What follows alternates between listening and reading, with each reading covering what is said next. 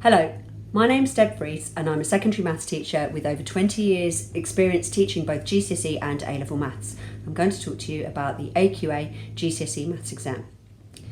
The exam is made of 3 papers. Paper 1 is always the non-calculator paper, with papers 2 and 3 allowing a calculator to be used. Each paper is worth 80 marks in total, and on AQA you can also get multiple choice questions on anywhere in the papers which are worth 1 mark each. The papers begin easier and get harder as you go through, and any topic could appear anywhere on the papers. It's really important that you try to get these easy questions right, whatever tier you're doing. So there are 2 main things to focus on when revising for your GCSE exam. The first thing is learning your key facts. These are things like definitions of words such as factor, multiple and prime, fraction decimal percentage equivalence, and then formulae for things like area and volume.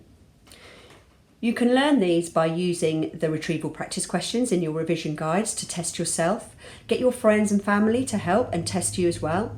Also put these on flashcards and use these to help you to learn them.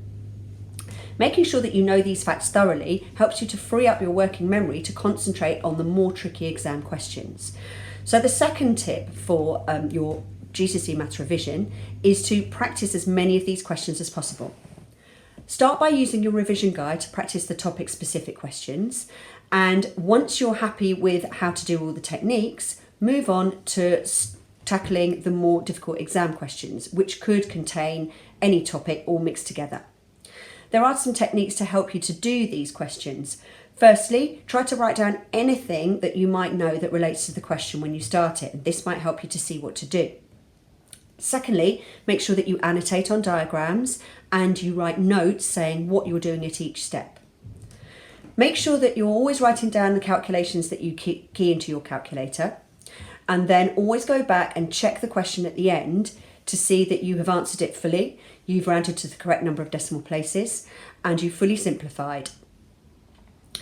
So, my top 5 tips for GCSE Maths revision are: 1. Revise little and often, as much as possible, but only a little bit at a time. 2. Test yourself on key facts and make sure that you know these thoroughly. 3. Practice questions, mark them, and then get help with anything you don't understand. 4. Do as many questions as possible. And 5. Start to do exam papers closer to your exam under exam conditions so that you get used to being in a stressful situation and you don't find it so stressful when you get to your final exam. Good luck.